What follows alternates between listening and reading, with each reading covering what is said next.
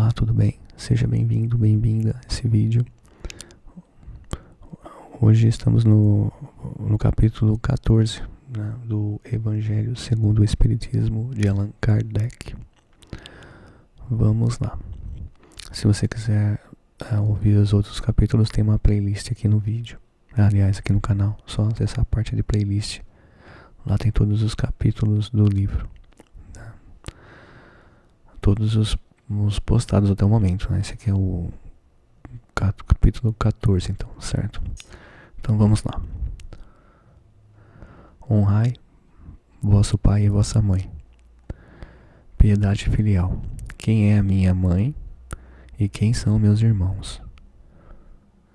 Parentela corpórea e parentela espiritual.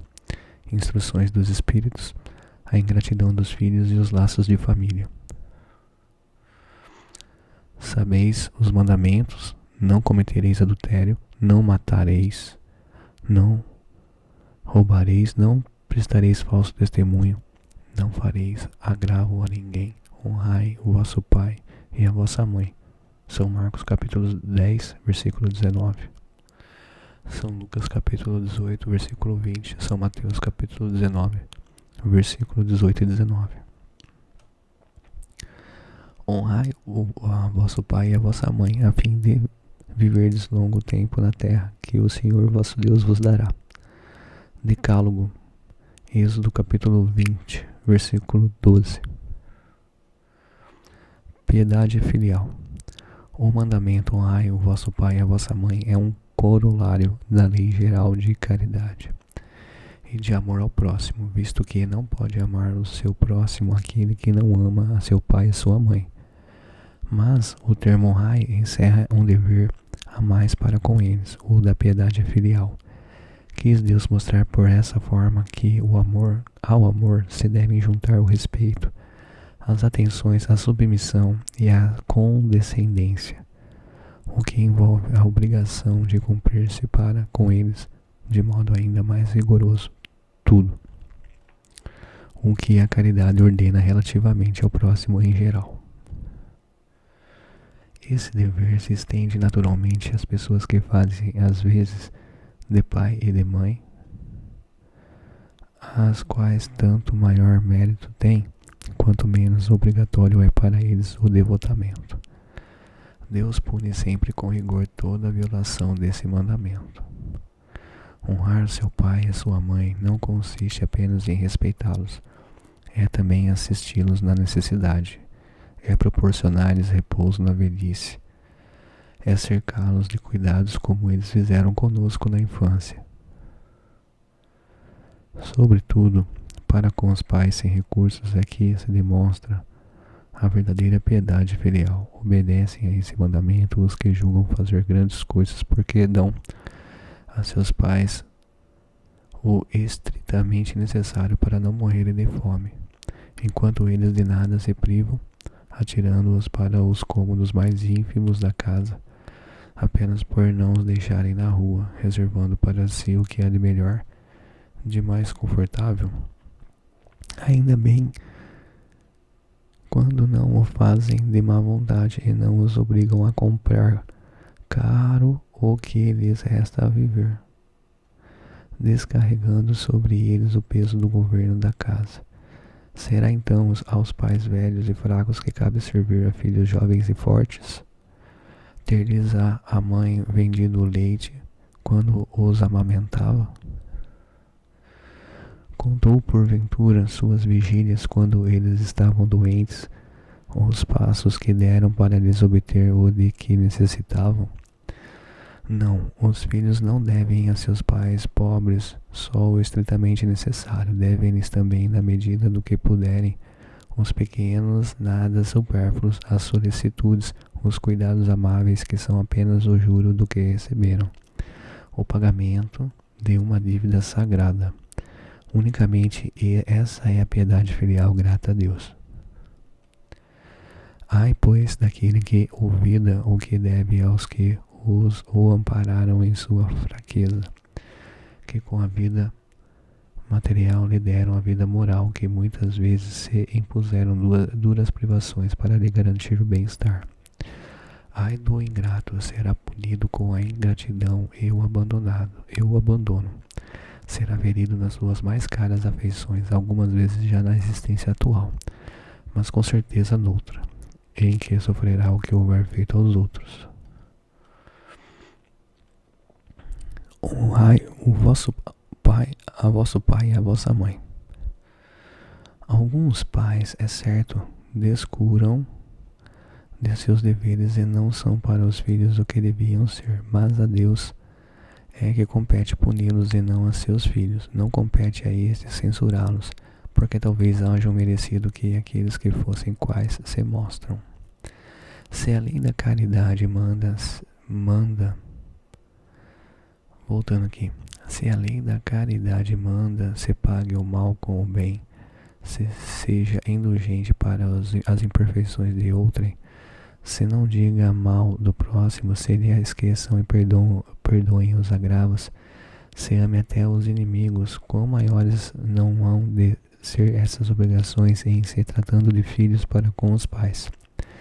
Devem, pois, os filhos tomar como regra de conduta para com seus pais todos os preceitos de Jesus concernentes ao próximo e ter presente que todo procedimento censurável com relação aos estranhos ainda mais censurável se torna relativamente aos pais, e que o que talvez não passe de simples falta, no primeiro caso pode ser considerado um crime, no segundo, porque aqui a falta da caridade se junta à ingratidão. Deus disse: honrai a vosso pai e a vossa mãe, a fim de viverdes longo tempo na terra, que o Senhor vosso Deus vos dará. Porque promete ele como recompensa a vida na terra e não a vida celeste. A explicação se encontra nessas palavras: que Deus vos dará. As compreendermos voltando aqui, a explicação se encontra nessas palavras: que Deus vos dará, as quais suprimidas na moderna fórmula do decálogo que lhe alteram o sentido. Para compreendermos aqueles dizeres, temos de nos reportar a situação e as ideias dos hebreus naquela época. Eles ainda nada sabiam da vida futura, não lhes indo a visão além da vida corpórea. Tinham, pois, de ser impressionados mais pelo que viam do que pelo que não viam. Fala-lhes Deus, então, numa linguagem que lhes estava mais ao alcance e, como se dirigisse a crianças, põe-lhes em perspectiva o que se pode satisfazer. Achavam-se eles ainda no deserto. A terra que Deus lhes dará é a terra da promissão. O objetivo das suas aspirações nada mais desejavam do que isso. Deus lhes diz que viverão nela um longo tempo, e isto é, que possuirão por longo tempo, se observarem seus mandamentos.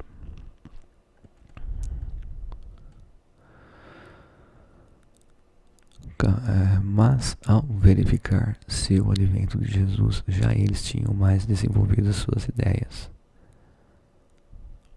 Voltando aqui. Mas ao verificar-se o advento de Jesus, já eles tinham mais desenvolvidas as suas ideias, chegada a ocasião de receberem alimentação menos grosseira. O mesmo Jesus os inicia na vida espiritual, dizendo: meu reino não é deste mundo. Lá e não na terra é que recebereis a recompensa das vossas boas obras. A estas palavras, a terra prometida deixa de ser material, transformando-se numa pátria celeste. Por isso, quando os chama à observância daquele mandamento: honrai a vosso pai e a vossa mãe, já não é a terra que lhes promete, e sim o céu. Quem é minha mãe e quem são meus irmãos? E tendo vindo para casa, reuniu-se aí tão grande multidão de gente, que eles nem sequer podiam fazer sua refeição. Sabendo disso, vieram seus parentes para se apoderarem dele, pois diziam que perderam o espírito. Entretanto, tendo vindo sua mãe e seus irmãos, e conservando-se do lado de fora, mandaram chamá-lo. Ora, o povo se assenta em torno dele e lhe disseram: tua mãe e teus irmãos estão lá fora e te chamam. Ele lhes respondeu: quem é a minha mãe e quem são os meus irmãos. Abrindo parênteses, isso se referindo a Jesus. Fechando parênteses. E, perpassando o olhar pelos que estavam sentados ao seu redor, disse: Eis aqui a minha mãe e meus irmãos, pois todo aquele que faz a vontade de Deus, esse é meu irmão, minha irmã e minha mãe. São Marcos capítulo 3, versículo 20, 21, 31 e 35. São Mateus capítulo 12, versículo 46 a 50. Singulares parecem algumas palavras de Jesus por contrastarem com a sua bondade e a sua inalterável benevolência para com todos. Os incrédulos não deixaram de tirar daí uma arma, pretendendo que ele se contradizia. Fato, porém, irrecusável é que sua doutrina tem por base principal, por pedra angular, a lei de amor e de caridade. Ora, não é possível que ele destruísse de um lado o que do outro estabelecia.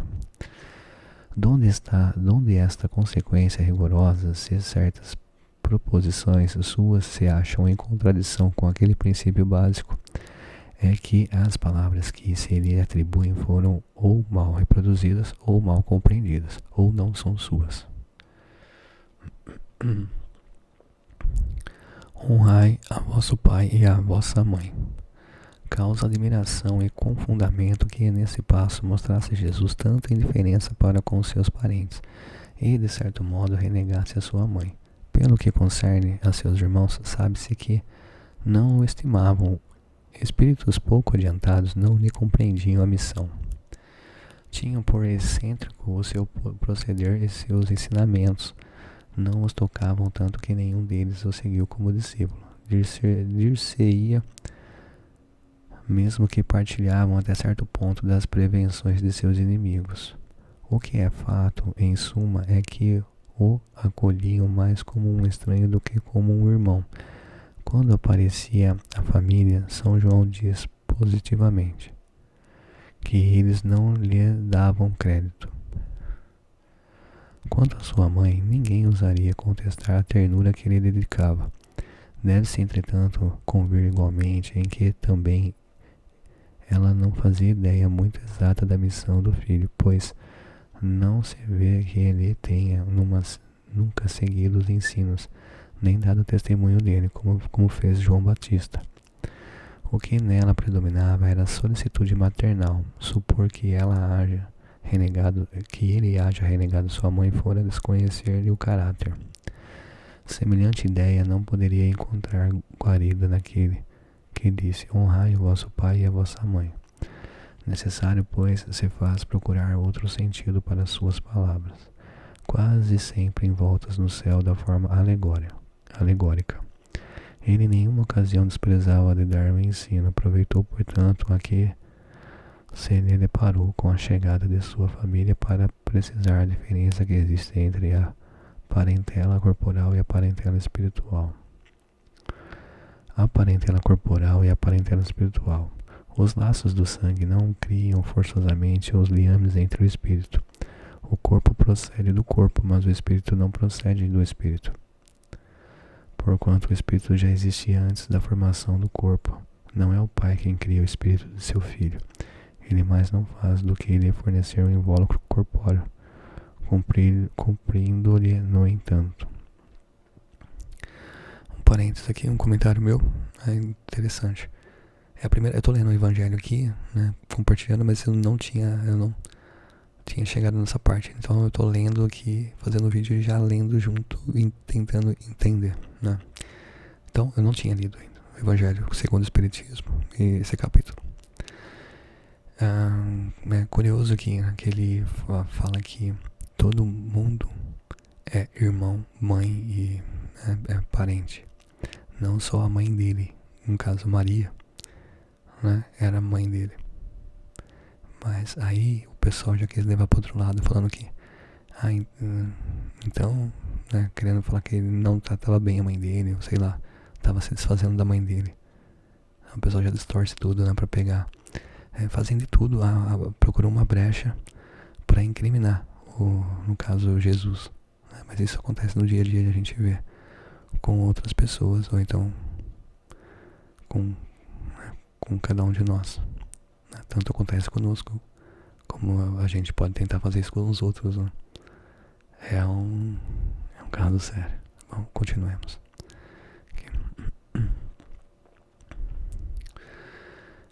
Então, não é o pai quem cria o espírito do seu filho. Ele mais não faz do que ele fornecer um invólucro corpóreo, cumprindo-lhe, no entanto, auxiliar o desenvolvimento intelectual e moral do filho para fazê-lo progredir. Quer dizer, o corpo aqui, quem cria, a gente tem pai e mãe, mas no mundo espiritual não é pai e mãe que criam o espírito, não nasce de uma barriguinha, é criado de uma outra maneira que é desconhecida, pelo menos para mim, né? Vamos lá. Os que encarnam numa família, sobretudo como parentes próximos, são, as mais das vezes, espíritos simpáticos, ligados por anteriores relações que se expressam por uma afeição recíproca na vida terrena, mas também pode acontecer sejam completamente estranhos uns aos outros esses espíritos, afastados entre si por antipatias igualmente anteriores que se traduzem na Terra por um mútuo antagonismo, que aí lhe serve de provação. Não são os da consanguinidade os verdadeiros laços da família, sim os da simpatia e da comunhão, da ideia dos quais prende os espíritos antes, durante e depois de suas encarnações. Segue-se que dois seres nascidos de pais diferentes podem ser mais irmãos pelo espírito do que se o fossem pelo sangue. Podem então atrair-se e buscar-se, sentir prazer quando juntos, ao passo que dois irmãos consanguíneos podem repelir-se, conforme observa todos os dias. Problema moral que só o espiritismo podia resolver, pela pluralidade das existências. Há, pois, duas espécies de famílias: as famílias pelos laços espirituais e as famílias pelos laços corporais. Duráveis, as primeiras se fortalecem pela purificação e se perpetuam no mundo dos espíritos, através das várias migrações da alma. As segundas, frágeis como a matéria, se extinguem com o tempo e muitas vezes se dissolvem moralmente já na existência atual. Foi o que Jesus quis tornar compreensível, dizendo de seus discípulos: aqui estão minha mãe e meus irmãos, isto é, a minha família pelos laços do Espírito, pois todo aquele que faz a vontade de meu Pai, que está nos céus, é meu irmão, minha irmã e minha mãe. A hostilidade que lhe moviam seus irmãos se acha claramente expressa em a narração de São Marcos, que diz terem eles o propósito de se apoderarem do Mestre, sob o pretexto de que este perdera o espírito. Informado da chegada deles, conhecendo os sentimentos que nutriam a seu respeito, era natural que Jesus dissesse, referindo-se a seus discípulos do ponto de vista espiritual: eis aqui meus verdadeiros irmãos, embora na companhia daqueles estivesse sua mãe. Ele generaliza o ensino que de maneira alguma implica haja pretendido declarar que sua mãe, segundo o corpo, nada lhe era como espírito, que só indiferença lhe merecia. Provou suficientemente o contrário em várias outras circunstâncias. Instruções dos Espíritos. A ingratidão dos filhos e os laços de família. A ingratidão é um dos frutos mais diretos do egoísmo, revolta sempre os corações honestos, mas a dos filhos para com os pais apresenta caráter ainda mais odioso. E, em particular, desse ponto de vista que a vamos considerar para lhe analisar as causas e os efeitos, também nesse caso como em todos os outros. O Espiritismo projeta luz sobre um dos grandes problemas do coração humano. Quando deixa a terra, o espírito leva consigo as paixões ou as virtudes inerentes à sua natureza e se aperfeiçoa no espaço ou permanece estacionário até que deseje receber a luz. Muitos, portanto, se vão cheios de ódios violentos e de insaciados desejos de vingança. A algum dentre eles, porém, mais adiantados do que os outros, é dado entrevejam uma partícula de verdade, apreciam então as funestas consequências de suas paixões e são induzidos a tomar resoluções boas. compreendem que para chegarem a Deus, Lima só é a senha. Uma só é a senha, a caridade. Ora, não há caridade sem esquecimento dos ultrajes e das injúrias. Não há caridade sem perdão, nem com o coração tomado de ódio. Então, mediante inaudito esforço, conseguem tais espíritos observar os a quem eles odiaram na terra. Ao vê-los, porém, a animosidade se lhes desperta no íntimo. Revoltam-se à ideia de perdoar e ainda mais a de abdicarem de si mesmos. Sobretudo a de amarem os que lhes destruíram, quiçá os haveres, a honra, a família. Entretanto, abalado fica o coração desses infelizes. Eles hesitam, vacilam, agitados por sentimentos contrários. Se predomina a boa resolução, oram a Deus, imploram aos bons.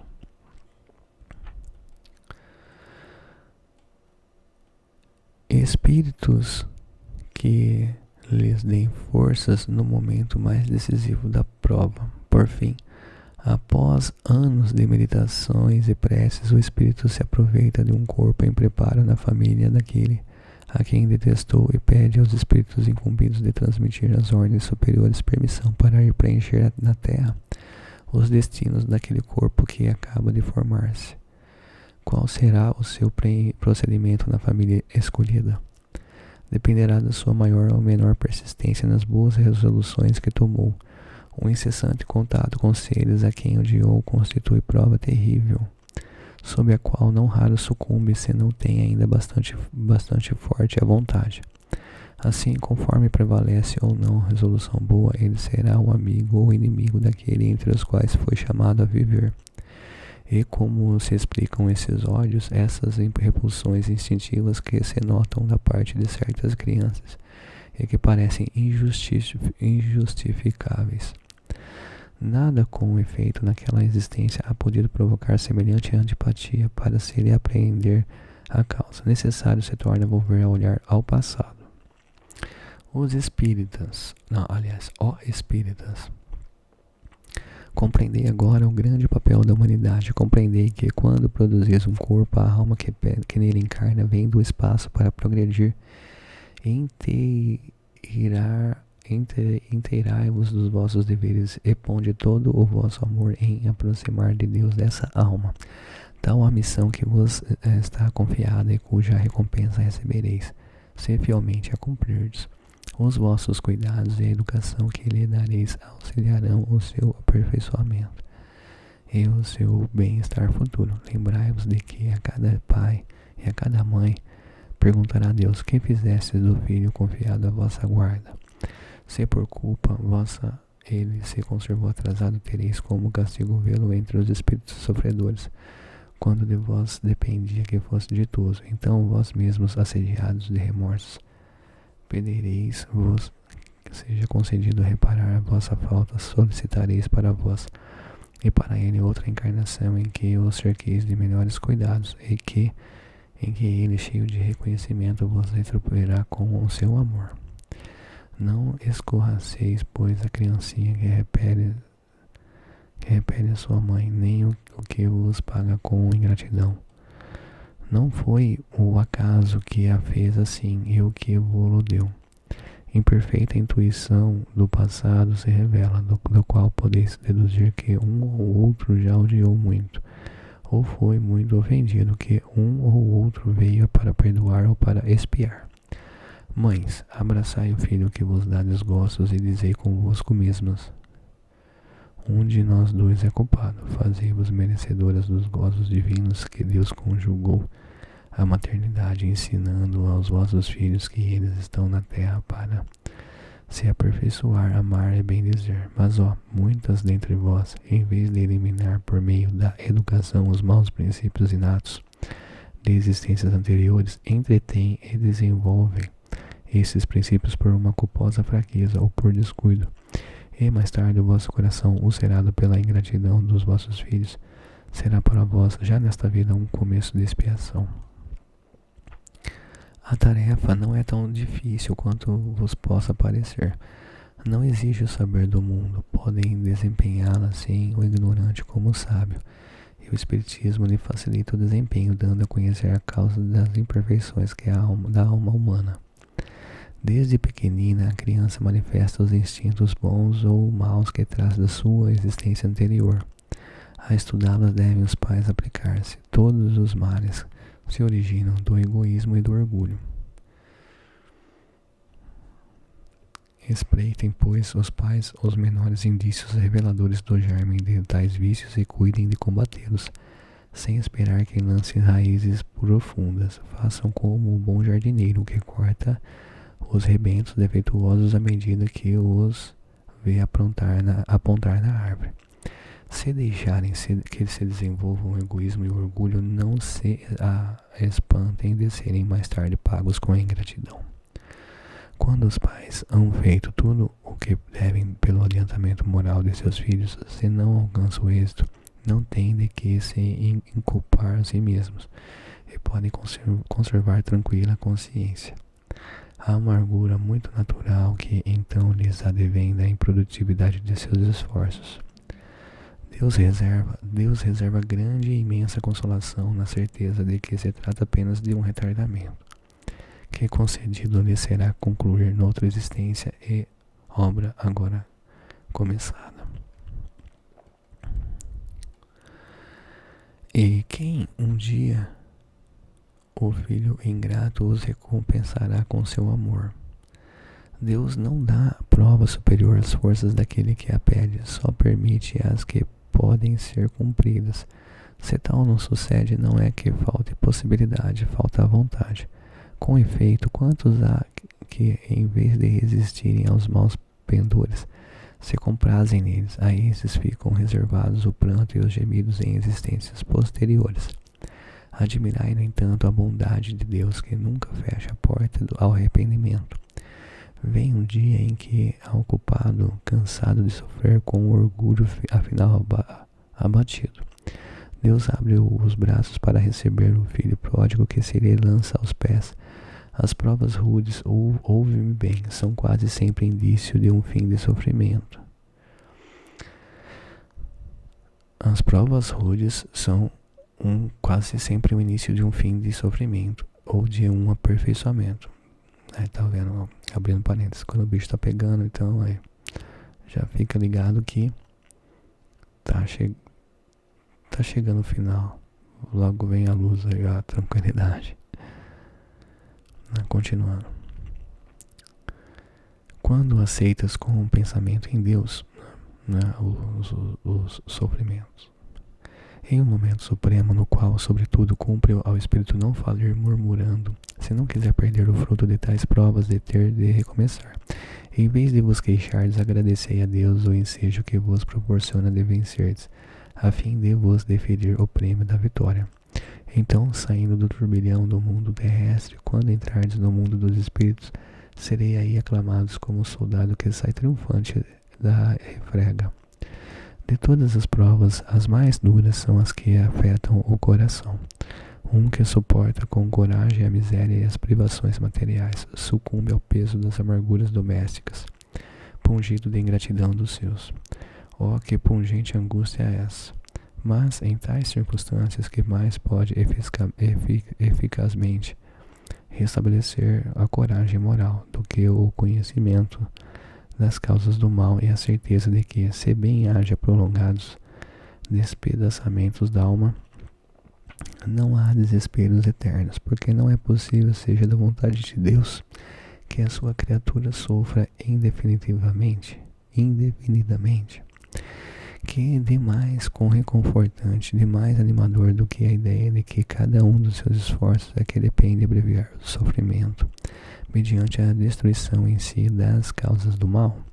Para isso, porém, preciso se faz que o homem não retenha na terra o olhar e só veja uma existência que se leve a pairar no do infinito do passado e do futuro.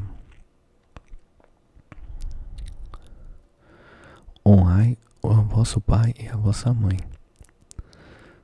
Continuando aqui. Então, a justiça infinita de Deus se vos patenteia, e esperais com paciência, porque explicável se vos torna o que na terra vos parecia verdadeiras monstruosidades. As feridas que aí se vos abrem passais a considerá-las simples arranhaduras. Nesse golpe de vista lançado sobre o conjunto, os laços da família se vos apresentam sob o seu aspecto real. Já não vedes, ao ligar-lhes os membros, apenas os frágeis laços da matéria. Vedes sim os laços duradouros do espírito que se perpetuam e consolidam com o depurarem-se em vez de se quebrarem por efeito da reencarnação. Formam famílias os espíritos que a analogia dos gostos, a identidade do progresso moral e a afeição induzem a reunir-se. Esses mesmos espíritos, em suas migrações terrenas, se buscam para se agruparem como fazem no espaço, originando-se daí as famílias unidas e homogêneas. Se nas suas peregrinações acontece ficarem temporariamente separados, mais tarde tornam-se a encontrar venturosos pelos novos progressos que realizaram. Mas, como não lhes cumpre trabalhar apenas para si, permite Deus que espíritos menos adiantados encarnem entre eles, a fim de receberem conselhos e bons exemplos. A bem de seu progresso, esses espíritos se tornam por vezes causa de perturbação no meio daqueles outros, o que constitui para estes a prova e a tarefa a desempenhar. Acolhei-os, portanto, como irmãos, auxiliai-os e depois, no mundo dos espíritos, a família se felicitará por haver salvo alguns náufragos que, a seu turno, poderão salvar outros. Santo Agostinho, Paris, 1862. E aqui termina o capítulo 14. Até o próximo vídeo.